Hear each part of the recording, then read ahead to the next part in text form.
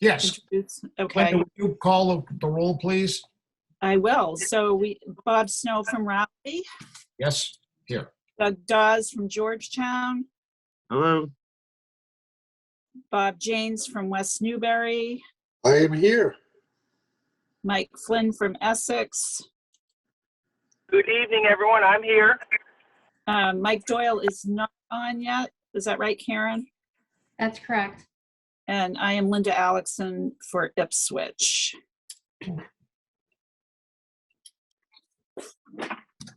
Okay, Bob Snow. Yes. And we also have Don Jarvis from the SAVE team. He's going to be presenting tonight. Thank you, Dawn, for being here with us. Hi, Don. Hi, Doug. Thank you, Bob.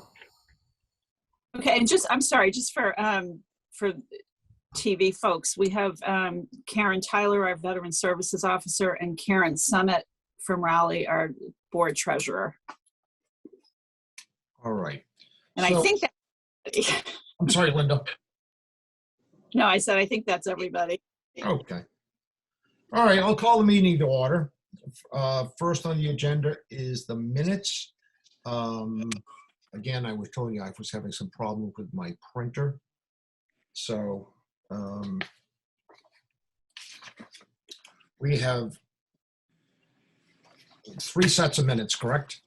We have February. I don't have them in front of me because I told you my problem with the printer. So I think there's actually 4 sets of minutes, Bob. December, April, I'm sorry, December, February, April, June. okay, I can't, wait a minute, hold on one second. No, I can't with my other laptop. Could you read them, Linda? Just read the dates? Sure. We have, I thought the December minutes had been approved previously, but maybe not. We have December 16th, 2020. We have February, hold on, it's pulling up, February 17th, 2021, April 7th, 2021, and June 30th, 2021.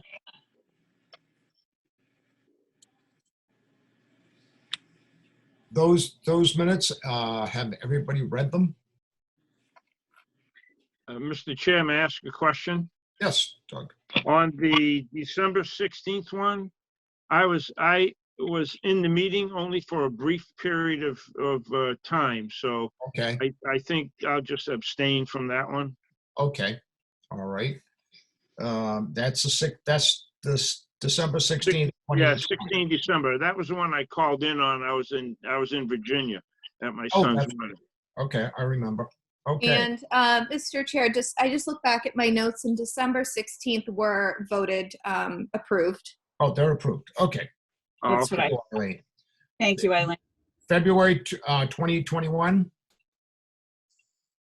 So February 17th, April 7th, and June 30th need approval. Okay. Has everyone read through those minutes and approved them? This is Bob Janes. I'm going to have to abstain because I was not there or was not present. Which one? For the February 17th, anyway. February 17th? Yeah. Okay, so we have enough votes Yeah. for the other 3. For Do- February do you want 17th? Bob, do you want to do these separately then? Yes, let's do it separately. So the first one, the 17th of February, 2021. All those in favor? Oh, first of all, I'll move to approve. Yeah. So do a motion to approve. Second. All those in favor of the roll call vote, Linda? Dawes, Okay. aye. Oh, are we doing? Okay.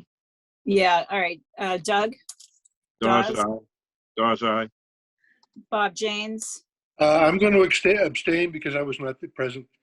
Okay. Bob Snow, Yes. Mike Flynn, Flynn, aye. and Linda Alexson is an aye. Okay, that motion carries and we have 1 abstention. Okay, moving on to, what's the next one, Linda? April 7th, 2021. And I'll move to approve. Okay, approved. Dawes, second. All those in favor of the roll call vote? Okay. Doug Dawes, Dawes, aye. Bob Janes, Aye. Mike Flynn, Flynn, aye. Bob Snow, Aye, I'm sorry. and Linda Alexon's an aye. All right. And as we have one more set of minutes. For June that's- 3rd, 2021. Move to approve. Second, Dawes. Okay. All those in favor with a roll call vote?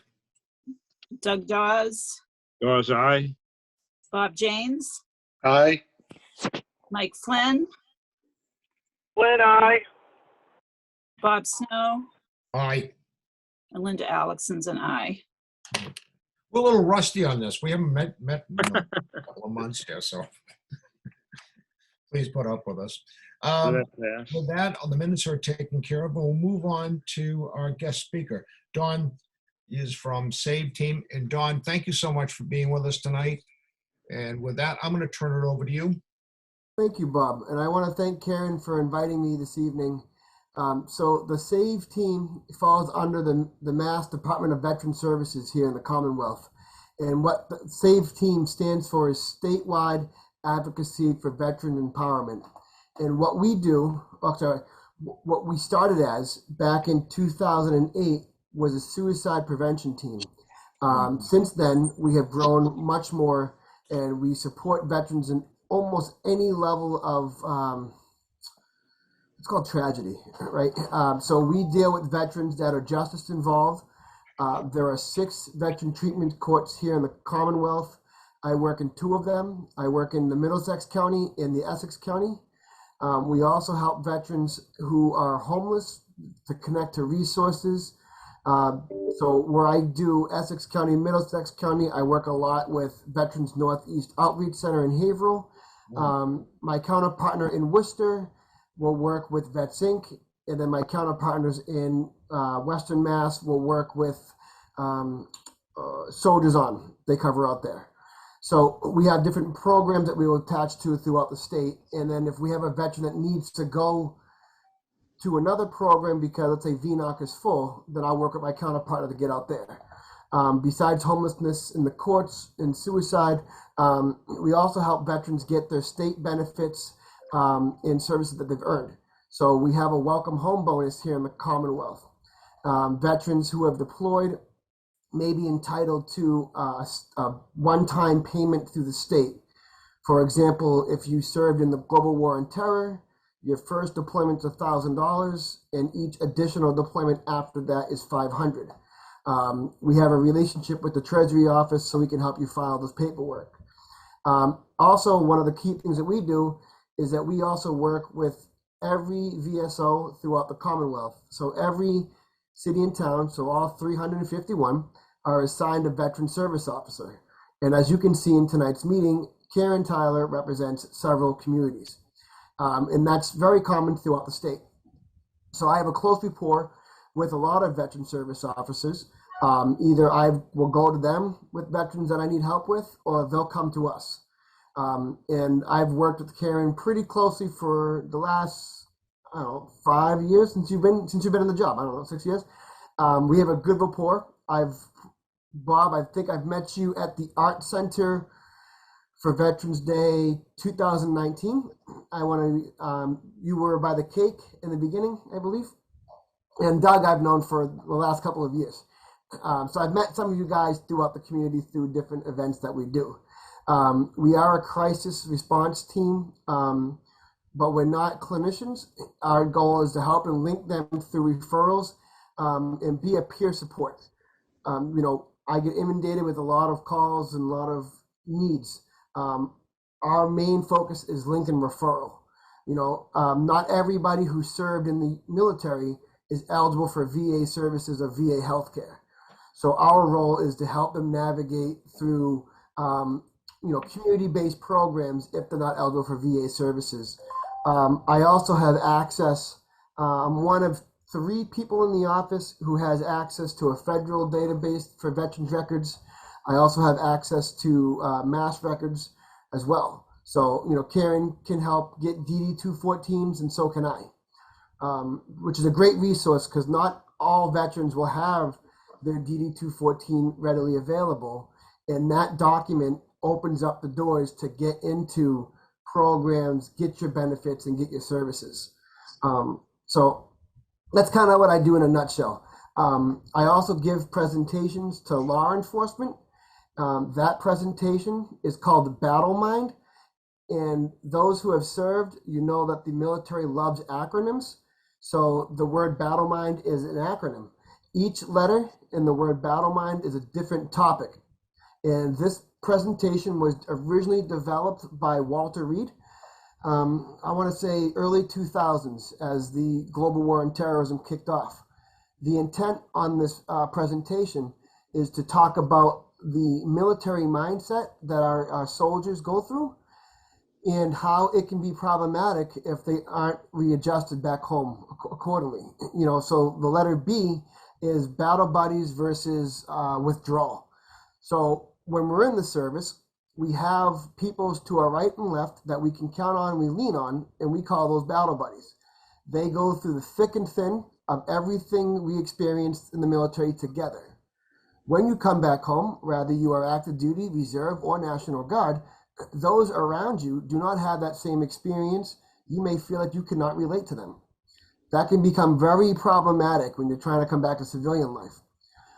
Here in the Commonwealth, we have 7,000 National Guards, airmen and Army.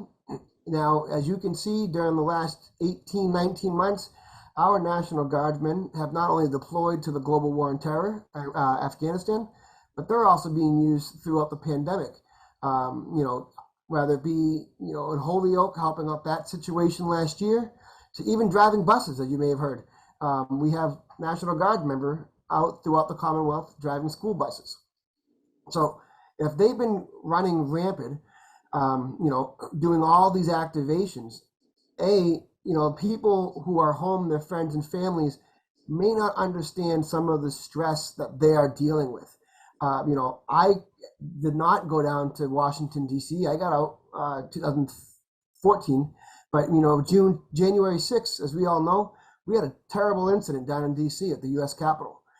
That activated probably, I think, about 10,000 National Guard members across the country were sent to Washington, D.C. for a period of time. I do not know what they were feeling or going through having to protect our U.S. Capitol from potential dangers. I can tell you my last thing in uniform was the Boston Marathon bombing in 2013. Now, if I have an issue or having a hard time digesting what I may have seen or experienced, I can confine in another National Guard member who may have been there or have done something similar. My mom is not someone who I can confine in. So that's kind of what we talk about with the Battle Mind presentation is, you know, some of the struggles that our service members can, were one, survival skills, but how they can be problematic when they come back home. And the main role of the SAVE team is addressing every one of those topics in that presentation. A majority of the team are veterans or have worn a uniform, so we can relate to some degree. Everybody on the team has been through some sort of struggle. We do have male and female employees who are veterans as well. So the fastest growing number of veterans in the military are females. And I'm not sure if you were aware of that. And they have a different needs than male veterans do. So we would generally pair them up with veterans in our office who are females to help address their needs. You know, one of my female coworkers, when she first got the job, she was a single mother, homeless, living in a car. Now she has her own place, and she's a great asset when it's coming to helping out homeless veterans, because she can relate to them. Or a single mother, she can relate to them. Or a single mother that is homeless, living in a car, like she did. She can relate to them.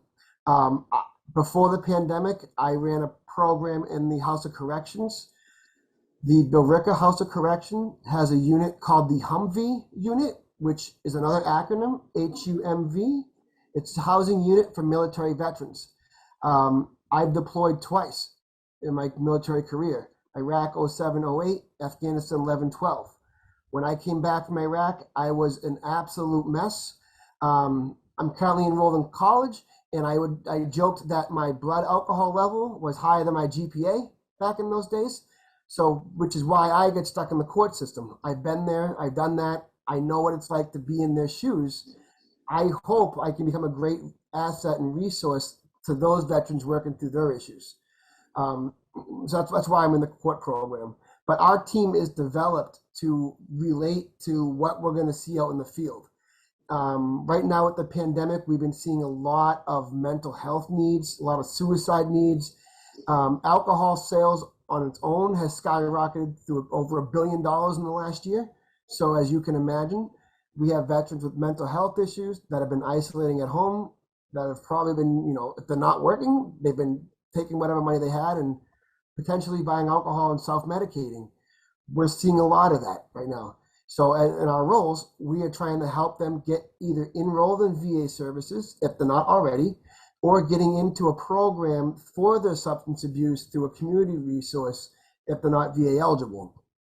Mental health is probably the most trickiest right now because our mental health field, both non-VA and VA, is extremely taxed during this pandemic. And it has been an extreme challenge linking up veterans to those resources, but it's not impossible. We have a lot of great community partners and resources, not just in my catch group, but across the state. I mentioned earlier, homeless veterans, we have, VNOC, VetSync, and Soldier On. If VNOC's full, I work with my coworker in Springfield and take them up to Springfield. That's true for any needs that we're addressing. So if it's mental health and my area is maxed out, I'll talk to my coworker. Maybe there's something in Western Mass or Central Mass or Western Mass that we can link them up to get them the help they deserve. The biggest thing with our mission is we don't try to get the veterans to meet the needs of the system. We try to get the system to meet the needs of the veteran. And that makes it easy for us to do our job and to serve the veteran community. We see a lot of challenges and a lot of obstacles, but we strive to do everything we can to serve our veterans. And a little clarity, Department of Veteran Services is not the Department of Veteran Affairs. A lot of people do get those two confused. The Department of Veterans Affairs, which is the VA, that's a federal program. The Department of Veteran Services is a state program run under Massachusetts. Secretary Cheryl Poppy is our secretary here in the state. She was a colonel, served 30 years in the Mass Guard. So we are a state entity. We can work with state resources and community-based resources.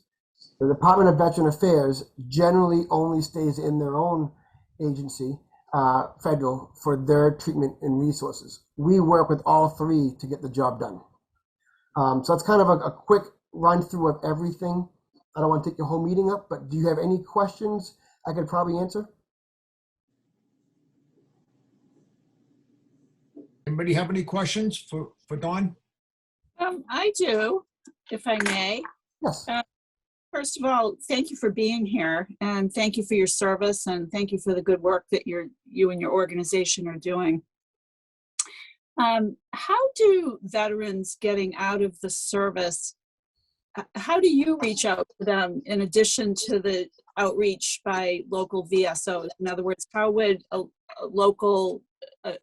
would a veteran getting out of the service and maybe struggling with issues, how would they know to get in touch with your organization? So I'm going to go the easy one first, and I'll work up to the difficult. So the easiest is, I mentioned we have 7,000 National Guard members, both Air and Army. And what we do is we work directly through TAG, which is the Adjutant General here in the state. He is a 2-star general. We have his support to work directly with the Guard units here. So as the Guard members are getting out of the service, we have an opportunity to get in front of them through I think it's called SRP when they get out of the service. They have a whole briefing, and we have a table at their event. So one of their checklist items is they have to physically come to our table and introduce themselves. So that's an opportunity for us to hand them our information. That's the easiest one. The most difficult is those who are on active duty. Because when they get out of active duty, we have numerous bases here in the States and across the world. When they get out, they take a plane back to Boston and they're back home. So those are extremely difficult and challenging, but we try to be at every veteran event that we can possibly be at. This Friday is a thing at the Middlesex House, the Middleton House of Corrections, Essex House of Corrections in Middleton, and we'll be there for POW Day.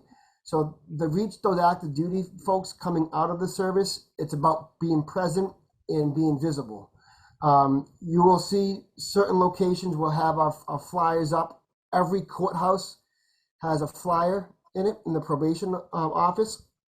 You'll see a person half in an orange jumpsuit, half in a uniform. That's how we're reaching veterans in the courthouses.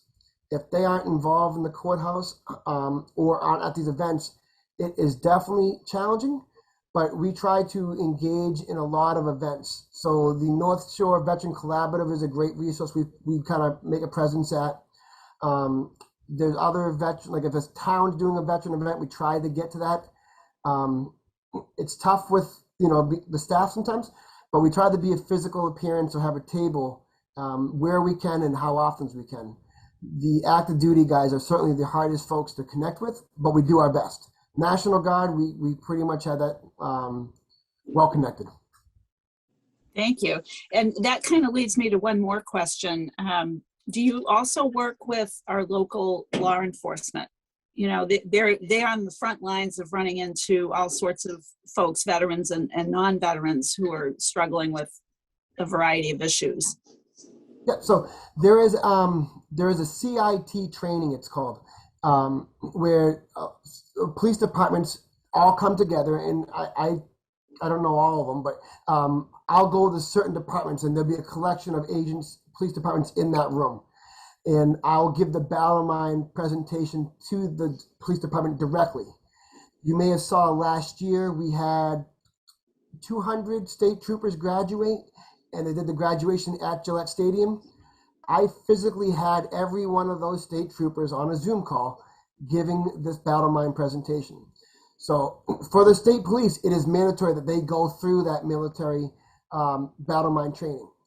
We are trying to get every local law enforcement in it, but if they're not tapped into that the CIT training, it's tough to reach them unless they reach out to us directly for the battle mind training.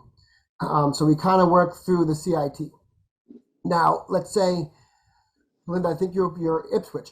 Let's say Yep. the Ipswich chief of police calls DVS and says, I would love to have a peer come out and present battle mind to our police department.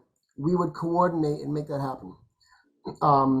Sometimes they may already be in. I know my last one before the pandemic, I had officers from Haverhill and Boxford in there, as well as a few other towns, and that was down in Medford. But not every town's represented there. So we do what we can, but they can always contact us directly to come out to you guys and give a presentation. But we do work with law enforcement the best we can, because you're right. They're the first ones walking into this.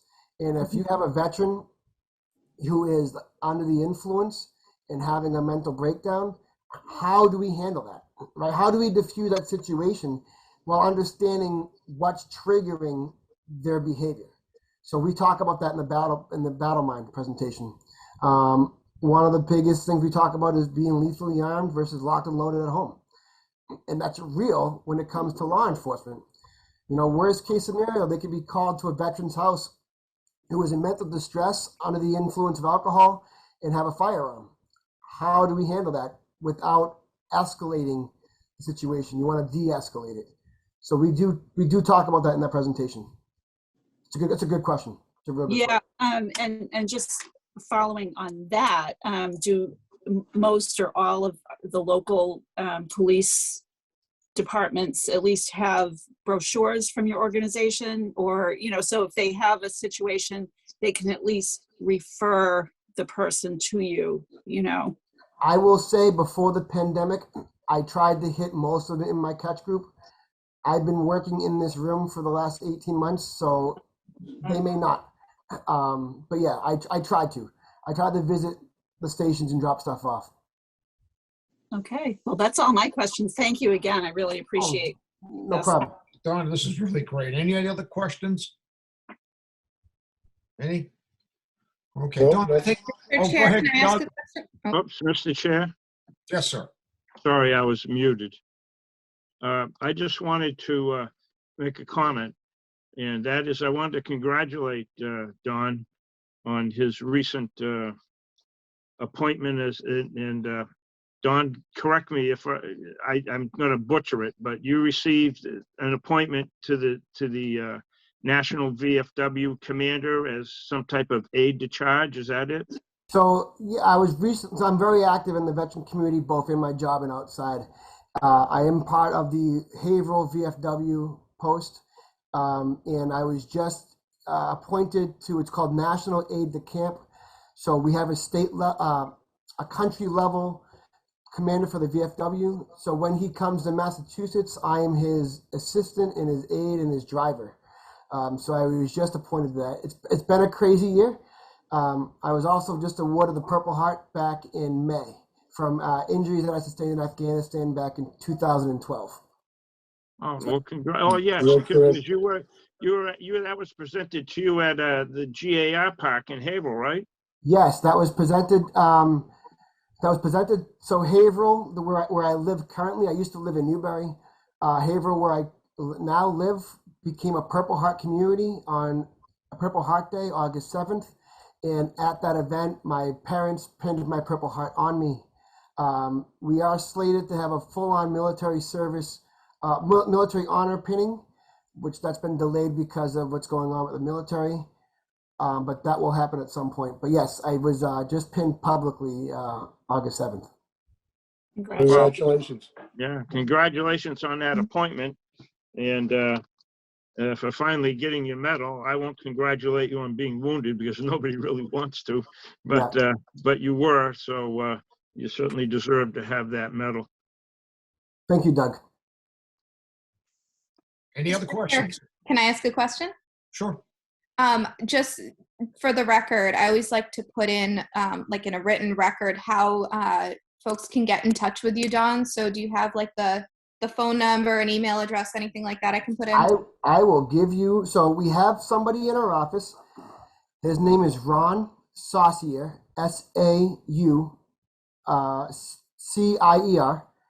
He does all the intakes for our office. And then what he'll do is he'll do the intake, and then he'll assign it to a peer from there. So his number is 617-336-9553. If you have a veteran that you feel could benefit from our services, that's the best number to call. I should also give you, we have a 24-hour on-call number that we run. That's on my other phone. Hold on. And this is manned 24 hours a day by somebody on our team throughout the state. So if a situation arises, let's say at night, right now, or over the weekend, you can call the number and somebody from the office will answer, who's going to be a peer that will help you help that veteran out and get them to the services by the next morning. That number for the on-call phone is 617-571-7587. Perfect, thank you. That's a great question. Any other questions? Well, Dawn, I want to thank you for tonight. It's so good to hear all the things you're doing in helping veterans. There's so many things that fall through the cracks in Veterans Affairs, especially giving medals out. I saw it when I was in the service. My colonel would go out and be giving a Purple Heart sometimes 2-3 years after the person had been wounded. And it's good to see. How many years did you go before you received it? It took 9 years. Yeah, that's, it's not usual, but, it's, to the person who was receiving the medal, it's like, I will tell you, Bob, it took me 9 years and it ended, I tried to go through a member of Congress. That didn't work. Yeah. I tried to get a pro bono lawyer. That didn't work. Yeah. It ended up taking a 4-star general back in February when it got brought to their attention.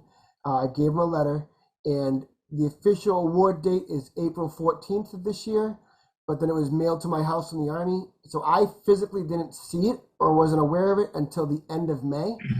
And the touch on what you just hit, when I opened up that package and I revealed what it was, I'm not going to lie to you, I cried for a week straight. Yeah, I did.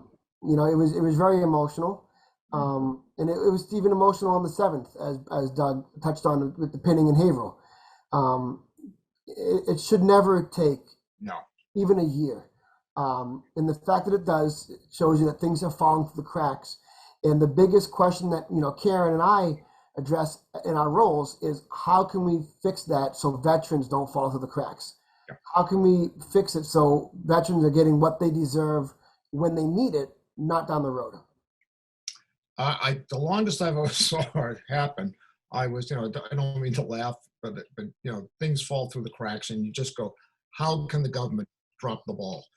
And I was there was an admin building right between Marine Barracks, Boston. It's been torn down now, but I was standing on the steps and a gentleman came up to me and he said, I need to talk to somebody. I said, sure, this is 1971. I didn't get my 1928 Nicaragua campaign medal. 1928. Wow. Yeah, and so anyway, my first sergeant, and we worked, and we got him the 1928 Nicaragua campaign medal. Wow, so, that's 40 years later. Yeah, but you know, things fall through the cracks. So yeah. Anyways, well, I want to thank you again. You were at the Veterans Day in 2019. I was there. Yep. You heard me sing. I did. Wonderful. I can't wait to hear it again, to tell you the truth, Bob. The fellow I sang it with, when we got done, you didn't hear it. He looked over at me. He said, "You remembered the words?" And I said, "I get up every morning and sing the hymn." That was a great event, and Yes, I can't wait till we can do something like that again. You know, the pandemic has certainly thrown a wrench in events like that, and that was a full house. You know, I believe it was pulled pork sandwiches, which was delicious. The rusty can, you know, never falls short. Oh. Right? Karen got that beautiful cake. It was right next to the Marine Corps birthday. Mike Doyle had his mom there. It was that, you know, that was the perfect veterans event. It was great. So I was glad to be there. I'm glad that Karen, you know, put the time in to make that happen, because I think every veteran in that room really appreciated that camaraderie. Yeah, it was a really good feeling event. It really was. You walk away from. It was. Don, again, thank you so much for being here. Please come back again if you have any more information, and you're welcome to stay. But you know, I know you're probably a busy guy. I have at 8 o'clock. I'm running to. All right. Okay. But I want to thank Bob, you, Doug, and anybody else in here who may have served. I want to thank you guys for your service and your dedication to our country. So thank you. Well, thank you. Thank you so much. Thanks, Don. Have a great night. All right. You take See care. you, Don. Bye. Bye. All right. Well, that was great. That was a great. Yeah. Now, you got good speakers you've been bringing up to us. Yeah. Yeah. Well, hey, you know, I have to, you know, once I got started and I had the first good one, I had to try to keep that level up. So yeah, and Don's great. We've worked on a lot of things together. So yeah, he's always great to work with. Well, next we're going to go on to the financials, and with that, Karen Summit, our treasurer, will you take it away, ma'am? Sure. So everyone should have two sets of financials. The first set is the year-end financials for fiscal year 21. If you take a look at the profit and loss, we finished the year with a surplus of $8,908.85. So that was a good thing, because we had actually, I think, budgeted to take some money from retained earnings that year. The budget versus actuals will just show the detail of each of the lines and how they came out at the end of the year. And finally, the balance sheet. shows that as of the end of fiscal year 21, we have $74,641.70 in retained earnings, which is our surplus. Does anyone have any questions on fiscal year 21? Any questions? Um, No? Go ahead, Doug. just on the retained earnings. Yep. Is that inclusive of the amount that we voted to use for the 2022 budget? So what that is at the end of fiscal 21, that's the accumulation of all the surpluses so far. What would happen is if in fiscal year 22, we run a negative net income, that's when you would see that number decrease. Oh, maybe I'm thinking of a different line item to cover the loss of Wenham. It was maybe from a reserve account. Well, that is the reserve account. So what Okay. happened is actually in fiscal 21, we made, we had $8,000 left, more than we budgeted, which went into that retained earnings. When the way you would see that reserve drawn down would be if you had income at the end, then that closes. So we actually won't see that until the end of fiscal 20 Karen, you're breaking up a little for bit. the we won't see that until the end of fiscal 22 for the budget we adjusted last year for when Hamilton left. Are we able to What get about, that done? well, I was talking about Wenham. So there was actually no effect. We had enough money in the budget to cover that Karen, shortfall. I'm sorry, you keep breaking up, so I'm getting bits and Oh. pieces of what you're saying. Sorry. So basically for fiscal year 1, we Happening. had covered. Am I still breaking up? Yeah, Yeah. there's a buffering problem in your, when you're speaking, it's making and breaking. Sorry about that. Oh. So we had enough money to cover the shortfall for Wenham. That was only a couple of $1,000s that we had voted to take out of retained earnings. But the way the actual spending occurred, we spent less than we had budgeted. So we actually ended the year with a surplus of $8,000 plus or minus. Oh, And that includes the money that we voted to use to augment for when we lost Wenham, right? Correct. We didn't need to use it. Yep, I got oh, well, that's interesting because we were looking at a $26,000 hit because of That Wenham was- leaving.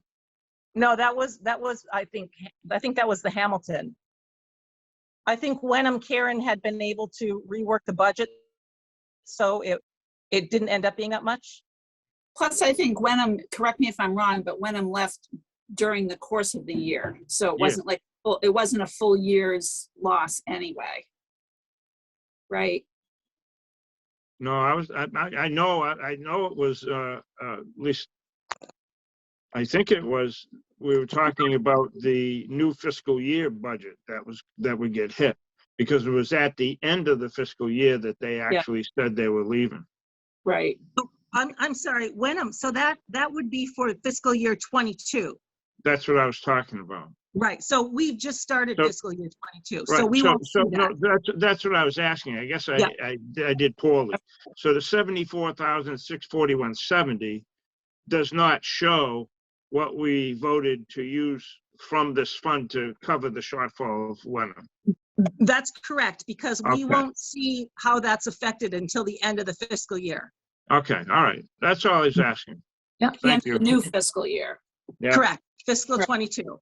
Yep.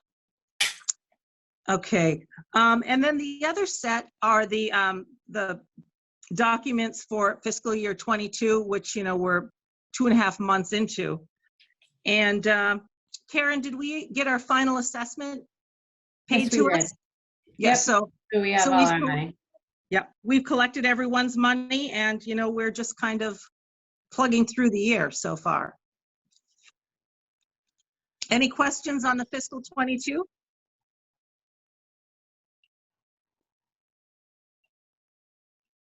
No, I don't have any other thing. Okay, Is that the report? that's it. Okay. Karen, do we need to vote on that? Accepting the report? It's probably not a bad idea. Pardon, not a bad idea. Okay. With that, do I have a motion to accept the financials that Karen just gave us? So I'll moved. second that. Ralph? Okay. I have a motion and a second. Okay, Linda, I'm sorry, I'm taking your job away from you. No, it's okay. Uh-huh. Have that, Bob. All right, Doug Dawes, Dawes, aye.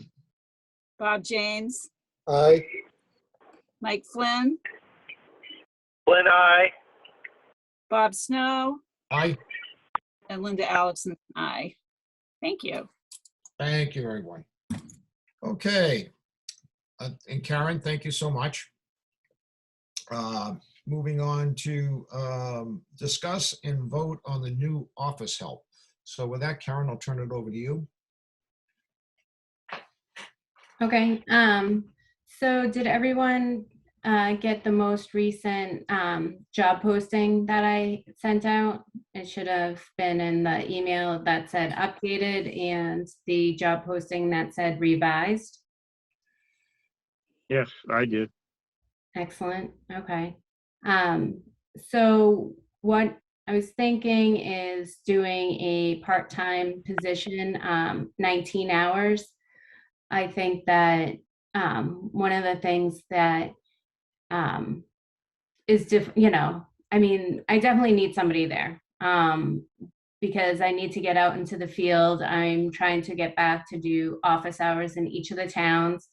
And, obviously I don't want to leave the office unmanned. So that's important. I'm thinking of this position doing data entry and Chapter 115, making sure that we have all the right documents, being the first point of contact when people call the office and they, or if they call. That's why I really was strong on customer service, because I think that is the biggest, most important thing to me. I can teach people, skills. I can teach them this, and Chapter 115 and stuff, but I really want somebody who, when somebody calls the office or walks in the door, that they're going to feel welcomed and somebody's going to be very attentive to them. The other thing, I want to make sure that we have somebody, we were doing the newsletter. I want to continue doing that. I think that's important. So we'll have somebody that will, the newsletter, I mean, it's very time consuming. It seems like, it seemed like it shouldn't be as bad, but it does take a lot of time to put one of those newsletters together. So I think that's definitely that a person in this position that can definitely be a requirement or duty for them to fulfill. Mm-hmm. And so it being a 19-hour position, there's no benefits, and asking around and looking at different, different towns and what they're paying their administrative people, around $19 seems to be pretty average. Does anybody have any comments on that, or? Well, let me see. Yeah, I think at $19 is right around there. I mean, I was looking in our own town hall at some of the part-time administrative type people, and it's right around that $19 mark. Yep. It's so difficult to get somebody today too, the way things are. I mean, almost every place you go, someone's looking for help. So Yeah, isn't that really weird? Yeah, it's unbelievable. I mean, you spit and you land on a business that's asking for, that's hiring. Karen, have you reached out? I don't know if this is the kind of thing that we could maybe look for volunteers even to maybe not on a regular basis, but help out with certain activities like the news. I don't know if that's something that you could reach out to the Council on Aging and, in our HR departments to maybe solicit volunteers for some of those things. So I can certainly talk to them about maybe somebody covering the phones and stuff like that, but I would need somebody, an employee to handle Chapter 115 and anything that I need to teach them, because it is very involved. And I mean, I go to training all year long.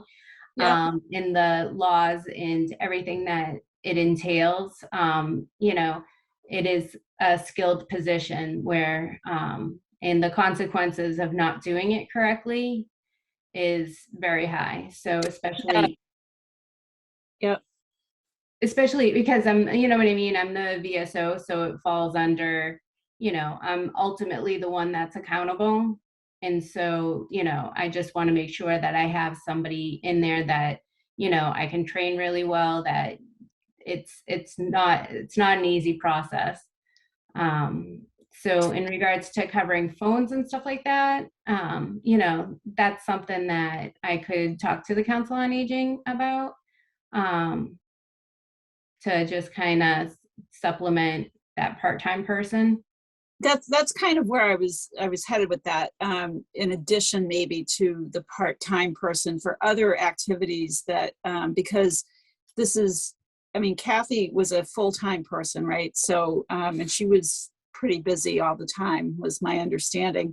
So if we're going to reduce this to a half-time position, I'm thinking about maybe ways that we can augment that half-time position with volunteers. And there's certainly a lot of really skilled retired people that might look for that volunteer opportunity to, work on the newsletter or, do some Excel work or answer phones, things that are not necessarily like the Chapter 115 related duties. Mm-hmm. Or this is Mike, or maybe even to pick up Linda's theme, maybe could there be some, could we post this in some of the Council on Aging? Maybe you have a recent retiree that, might want to pick up the 19 hours a week. Again, I think in this hiring environment, reaching out to that demographic might be interesting. Yeah, and as well with each one of our respective human resources offices, they can post them on our town's websites, the ad too. But also maybe a separate ad for, volunteers, maybe whether it's from the Council on Aging folks or even, maybe somebody who wants to, who's interested in Veterans Affairs and wants to volunteer a few hours a week or something. So do I get the consensus here that everybody feels comfortable with this job posting? Yeah. Well, sir, I would say that we need to have somebody to fill in that hole of Kathy leaving. And even previous to Karen's tenure here, there was a person there to do office admin and Chapter 115 things. So I think that we should really continue in that vein. And because if Karen will be absolutely tied to an office, technically 40 hours a week. And then how could she be out and have phone coverage and all of that? So, yeah, I think we need to do it. And that, like I said, $19 an hour seems to be pretty average for admin clerical work.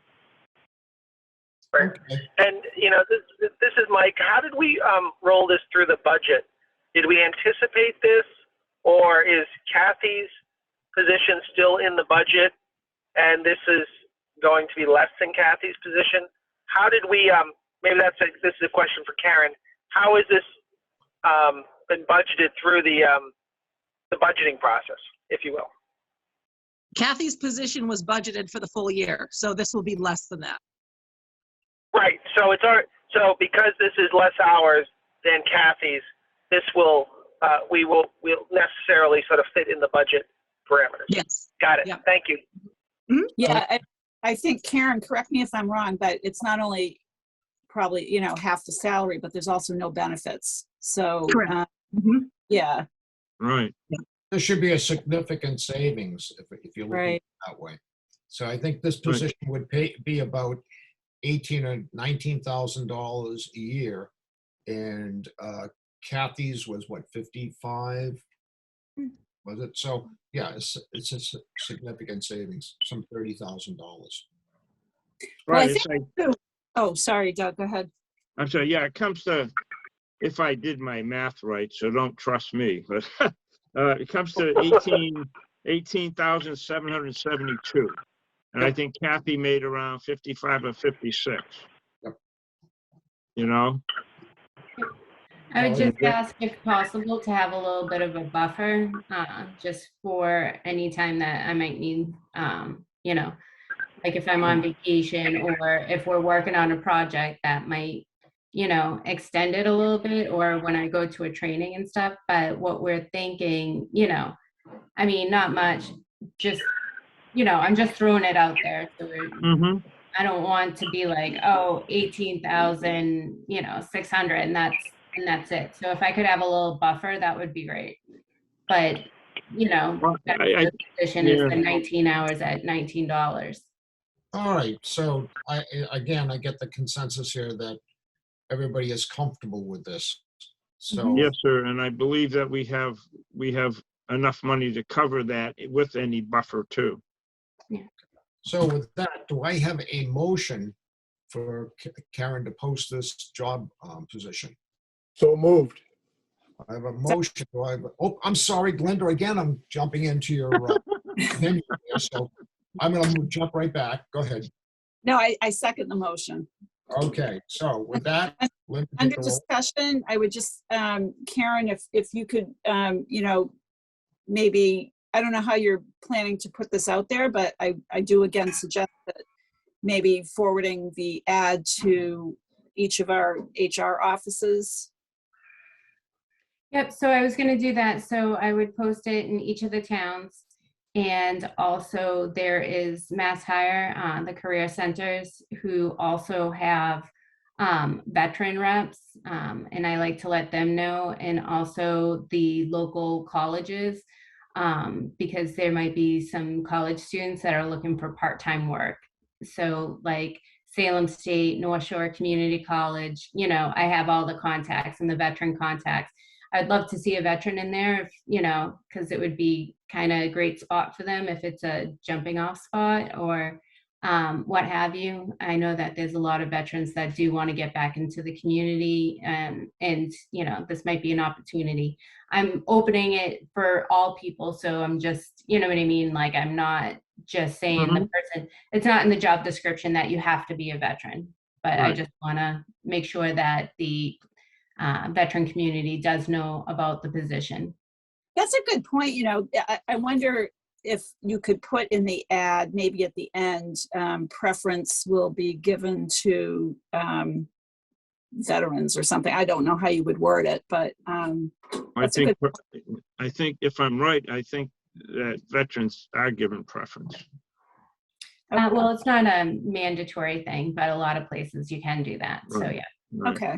All right. Do we want to amend this with that preference on the bottom? I don't, well, like I said, I don't know what the legal requirements are or are not, but Well, let's get the job. So with that, Linda, could you do the roll, please? okay. So this is Second. This is a motion to approve the job posting, right? Okay. Doug Dawes, Dawes, aye. Bob Janes, Aye.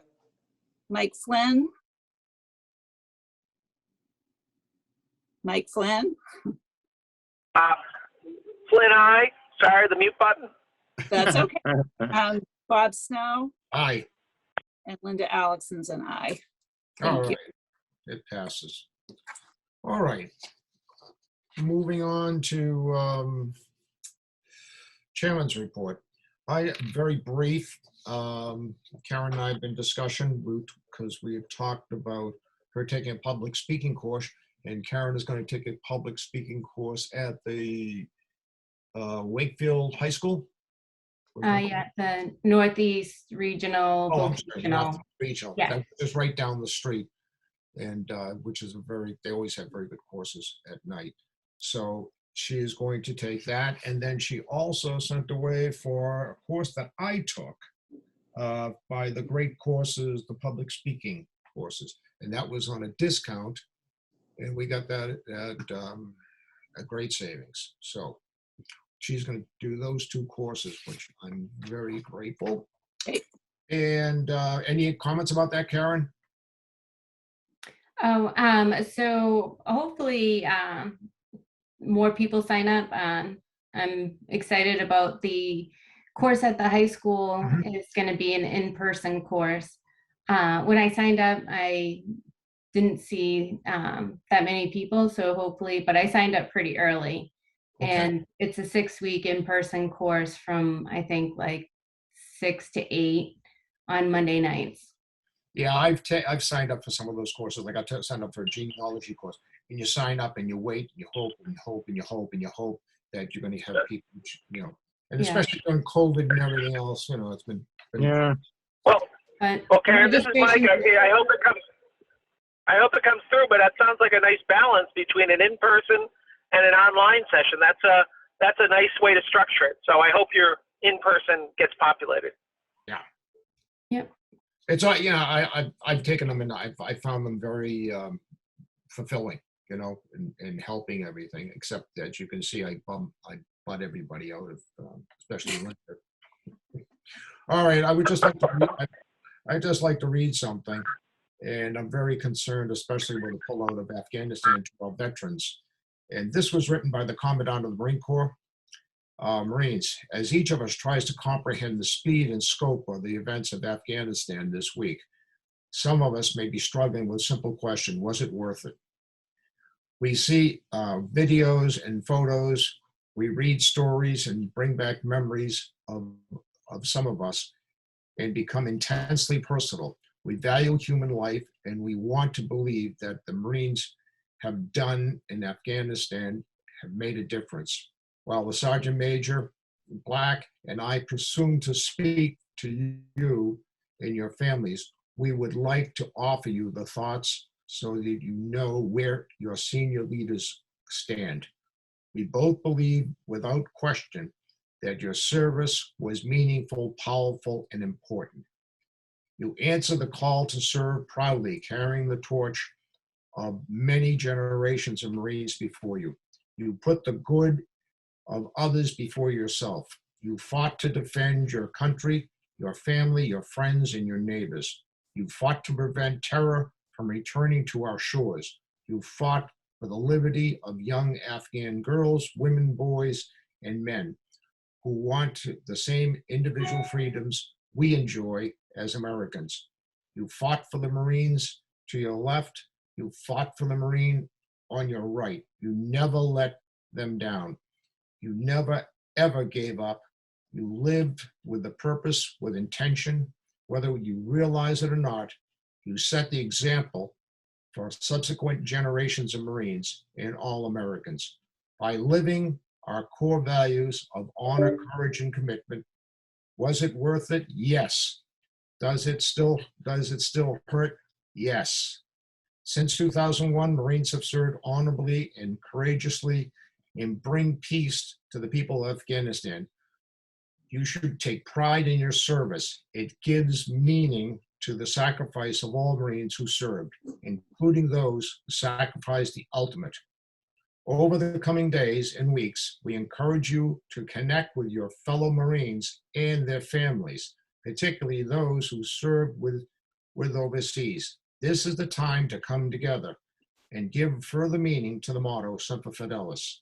Let us remain faithful to fellow Marines, faithful to the Marine families, and faithful to the memories of all who sacrificed. We are intensely proud to serve alongside you as the Commandant and Sergeant Major of the Marine Corps, Semper Fidelis, General David Berger, and also Sergeant Major Troy Black. And I read that out because that's not just for Marines. That's for, I think, all the Air Force, Navy, the Army, and all those veterans who served there. They may feel that it was for nothing. It was not. You protected the homeland, and I just want that we are sincerely grateful. And I am very concerned about the veterans who have been discharged and are now back into civilian life, and they may feel this emptiness. Please do not feel that emptiness. I want you all to know how much we appreciate your service and you're protecting the homeland. Again, from this Veterans Board, thank you so much. Right. If I might add something, because I spent 2 weeks wishing I was 20 years old again and attached to a C-130. That was very difficult, even for a lot of veterans in other actions, including Vietnam, to see what took place. And I really appreciate the Marine Corps Commandant for the words that he has spoken. Yeah, I saw that, Doug, and I said that needs to be, spoken. That any veteran is listening in tonight on that and was in Afghanistan or Iraq, thank you for your service. And thank you again for protecting the homeland. So with that, I'm going to move on from the chairman's report to the director's report. Karen? Okay. All right. So, yeah, I've been busy. A couple of things here. Let me see if I can share this with you because I find it easier to look at it.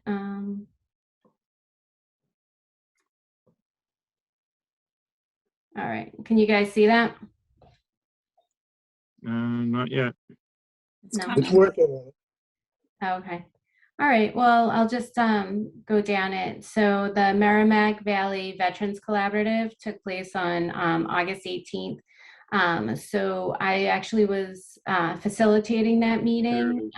We had home base was the topic. They were the ones that were presenting at that meeting.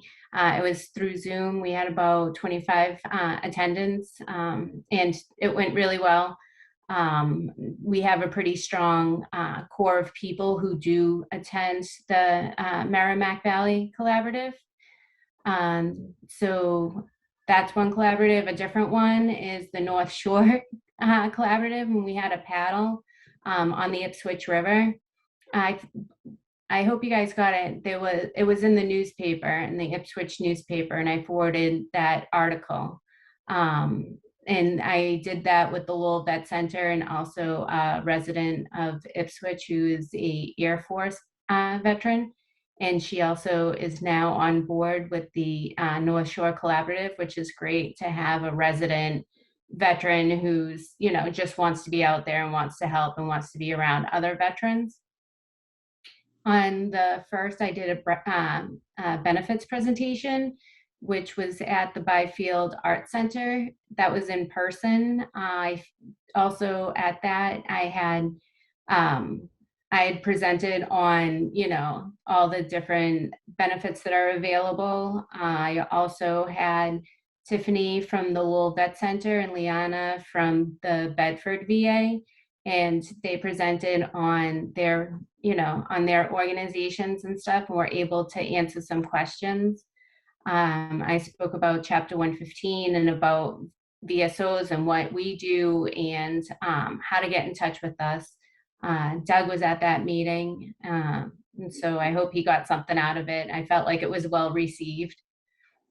Well, I'll tell you that I like going to those because many times you pick up a piece of information that you didn't know, or even old guys who've been around for a while, situations change and there are areas you might not have thought about.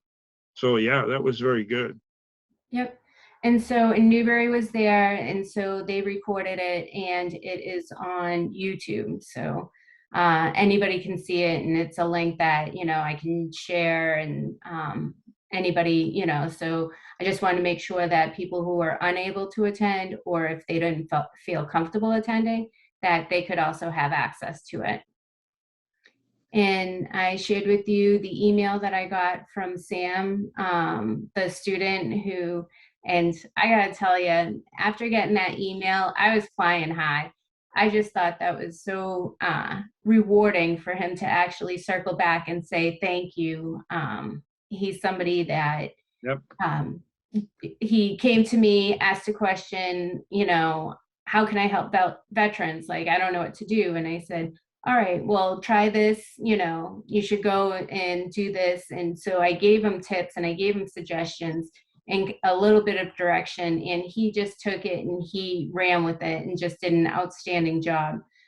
So I did let Rep. Mira and Senator Tarr know and asked them to write the citations, which they did. And as you can see in the email, he was so appreciative, and he did feel like that was part of the reason why he got into Dartmouth. So it was just great that he let me know that, because so many times, you do stuff, I do stuff all the time, and you never hear, the outcome or anything after that. So donations, which I think is also on the agenda. So we received $440. Well, I guess I can do that when we're voting on the donation, so I'll skip that for now. The Global War on Terrorism Memorial Bridge dedication. Me and Rich are working on that hand in hand. We work on it every single week. We have locked down the 3 dates because we're doing an educational listening series leading up to it. And those are the 3 dates. And we also have 3 different topics for each listening session. We're calling it like reflections and stuff.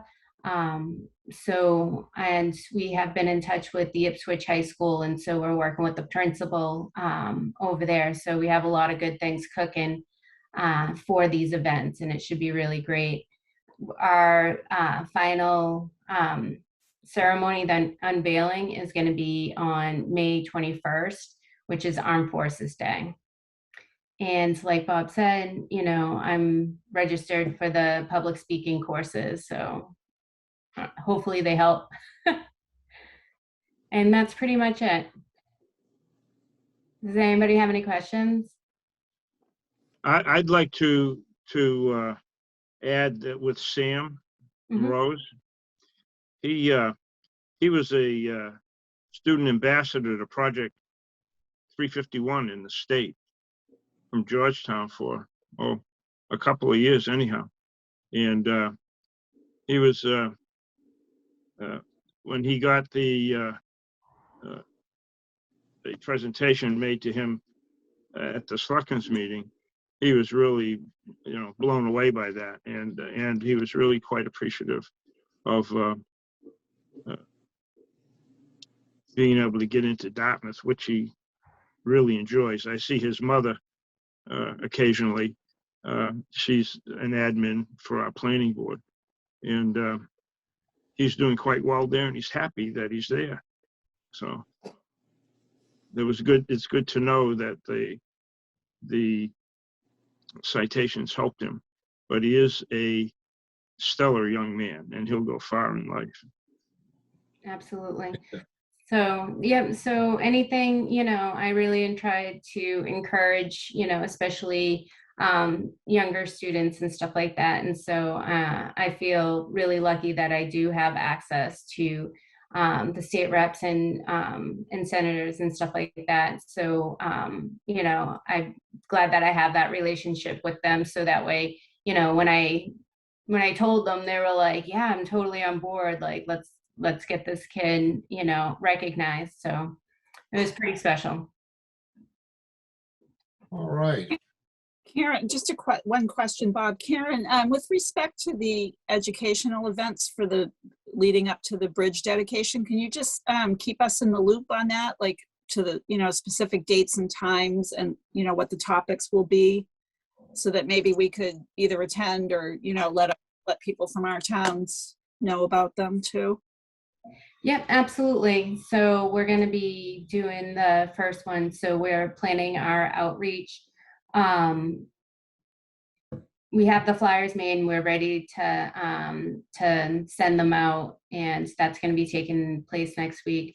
Tomorrow, Rich and I have a meeting with John Muldoon from the Ipswich newspaper, and he's meeting us in the office tomorrow at 11, so that way we can get something in the newspaper. Great. Yeah. Yep. So, and I have a plan for how we're going to do outreach until, you know, make sure that people know about it. I'll probably go on radio stations and send everything out. So it'll be good. Okay, awesome. And one other question, has there been, and this is a question for everybody because I have not heard anything yet, but has there been any word about Veterans Day events? Because I don't think we're going to meet again until after Veterans Day, probably, right? Probably. Anything, Karen, about Veterans Day? Doug? I've not heard. I'm proceeding as if it's going to be here and we're going to do our thing. Okay. So I think we're up here in Raleigh. I think I need to talk to Bob Breaker in the Veterans Committee, the Raleigh Veterans Committee, and talk to them to see what's going on. I know we had talked about doing something. I know last week we had the 9/11 memorial in Raleigh here. We had a nice little service and about 100 people showed up for that. It was very heartening. More than 100 people showed up, and it was heartening to, you know, to see all those people. And there was a woman, I was going through the crowd and I went up, and on the first plane that hit the tower, there were 4 stewardesses, and the 2 stewardesses up the back gave the information about where the seats of the terrorists were. And the two stewardesses up the front were brutally murdered in the beginning. And one of the women I was speaking to, that was one of her friends, and she came especially for the service because she heard about it. So we have a lot of stories about 9/11. With that, Karen, thank you for the director's report. That was excellent. Do you have anything to add or anything else? Any other questions? Okay. No, I'll keep in touch and let you guys know what's going on. Go ahead, Doug. Oh, go ahead, Doug. So is the Middleton service facility having a POW MIA ceremony? On Friday? Yes, they are. Yeah. Okay. At 10 o'clock. Okay. And then what time is that? Do you know? It's at 10, 10 o'clock? I believe. Okay. Right. I apologize. I should have said what the first, our first speaker, it's going to be on November 6th, and we are having Ryan Pitt, who is a Medal of Honor recipient. Oh, wow. Yep, so he's going to be speaking, and also we are going to have the wife of her husband died in the 9/11 attacks. And so that's going to be the first one. It's going to be at the Ipswich Performing Arts Center. Oh, where's that? It's the middle school.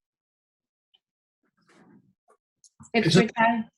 It's in the. Oh, okay. It's where I had the Korean ambassador for. Oh, yeah. Okay. All right. At the high school. All Yeah. right. Yeah. Karen, is that, I don't have my calendar. Is that a weekday? Is it during the day? Is it? No, it's on a Saturday, and it's from 5 to 9. Oh, great. Okay. Excellent. Right. Go ahead, Doug. So everybody through? Everybody? Well, if everybody's through, I just had a comment to make. Okay, go ahead, Doug. I wanted to let the board know that because I tend to be around a lot of veterans all the time just because of my different affiliations. And out of the blue, a couple of veterans from Georgetown called me and to tell me they were really very satisfied and happy of the work that Karen did for them in helping them with their whatever it was they were doing. So I just wanted to pass that along to the board. You know, I didn't want to keep it to myself. I already talked to Karen about it, but I just wanted to pass that along to the board. So when we get good news, we need to share all that because the bad news always comes around. Well, I just wanted to say that they were really appreciative. That sounds good. It means that means the board is doing its work, and Karen's doing her work, and the big thing is the veteran is being taken care of. So that's good. So moving on to the vote for donations. Okay. What are the donations? You skipped one, Bob. Karen? You skipped one before donations. Well, I did director's report, and do I have the wrong agenda in front of me? You have the old one. The next I item got would the old be one, of course. Powers and Okay. Sullivan. Powers and Sullivan. This discussion about the Powers and Sullivan, Karen? Summit? So you had talked at previous meetings about having a financial review done by Powers and Sullivan.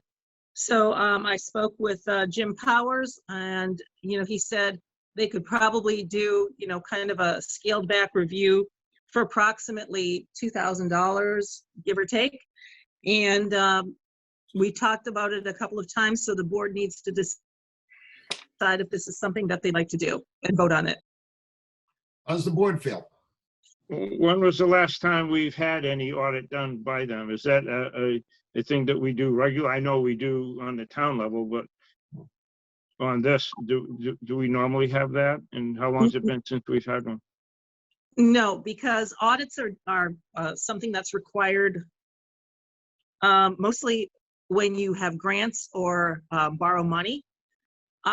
I don't have any idea when a financial review has been done. Nothing has been done since I've been here. And that's why we had brought this up, I believe. And, decide whether it's something that the board wants to spend the money to do.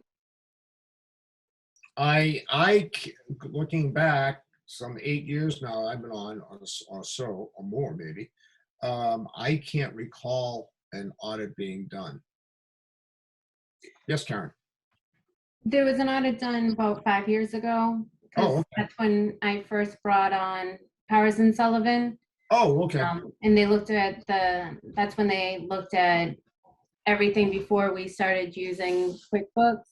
Okay. And they had, previous to me, there was a huge reserve, and he suggested, he said 50,000, should be enough in the reserve. And so we took that 26, because it was like 76,000 in the reserve. And so we returned the 26,000 to the district. So that was the last time. So that was when I first started. So it was about 5.5 years ago. Okay, so that's 5 years ago. Probably, my feeling is maybe we, every 5 years or something, to have something done and to look at the financials. So how does everyone else feel? Go ahead. No, I was just going to say, so we have certainly not used a lot of the money last year and even this year so far that we had budgeted for legal and professional services, right? So I think we probably are in good shape that way. And I think the last one was done before my time on the committee. So I certainly think that it's probably good practice to do this every so many years. So the time is right. I think we can certainly afford it. So I would actually move that we proceed with getting it done. Doug, you had something? I believe that it should be a practice that we have a financial review done at a minimum of every 5 years. Okay, I know on another board that I sit on, Community Action, we're mandated to have bylaw reviews and other reviews every 5 years. okay. Okay, that's two of the members. Mike, how do you feel? Mike Flynn? Oh, Mike, you still there? I'm still here. Okay, how do you feel about having a audit? Or financial? You know, I think we have to box in the cost. You know, the review, if it's nominal, Yeah. you know, you can have very high costs for these. So I think boxing in what the cost would be for the review or the audit is the first step. Now, is it healthy always to have an outside set of eyes periodically? Sure, but not at, you know, a huge cost. Okay, so Karen is talking, Karen Summit's talking about $2,000, correct? Karen? Roughly, yes. Roughly 2,000. So I think that is reasonable for a financial review for maybe 5 years. We're such a small organization, Right. with a small budget. So Right, and Powers and Sullivan does a thorough audit. yes, it does. Bob So- James, you feel the I same? think it's a very good idea. I think we need to, I agree with everybody else. I think we need to do it on a reasonably good basis, like maybe every 4 or 5 years. Okay. It makes us look good too. I think we would, we're open to the public and all that kind of stuff. So I think it's a very good idea. With that, do I have a motion? I'll move. I have a motion. Do I have a second? Second, just under discussion, if I may, Karen, you said it for the $2,000, it's a scaled back review. Can you just, I'm not an accountant, so could you elaborate what that means versus a full-blown audit? I mean, I would assume what they're going to do is basically, take a look at the financials, the QuickBook financials, and then request certain documentation. Usually what they do is they test and they look at some bank statements and they look at, some of the warrants and just kind of make sure that everything is as it should be. I mean, with QuickBooks, basically, we can send them a file and they can look at every transaction. It's much simpler than your town. Yep. And it's a pretty simple financial system. We assess towns and then we spend the money. Okay. Thank you. Do we want to, sorry, Bob, one more question. Do we want to add to the motion up to the sum of $2,000? You might want to make it a little higher, depending on I would assume what they would do is, we would say, okay, we want to do this. And then, I can send them a file and they can take a look at it. I wouldn't want to have to wait 3 months for them to say, oh, well, you know what, it's actually going to be $2,200. Right. Okay. So Yep. you want to put a cap of 3,000 so that we have some working room? That sound good, Or even 2,500, I think is sufficient. 2,500? How's that? Okay. Yeah, I just didn't want any surprises, like, get hit with a bill of $4,000 when we were thinking much more than that. So, Okay, so it'll be $2,000 with a caveat of another $500, and that will be added to the motion, right, Bob? Bob James? Yes, by all means. yeah, or just say up to $2,500. Okay. Mhm. And the second by Linda. Linda, Yes. you take the roll, please. Okay. So Doug Dawes, Dawes, aye. Bob James, Aye.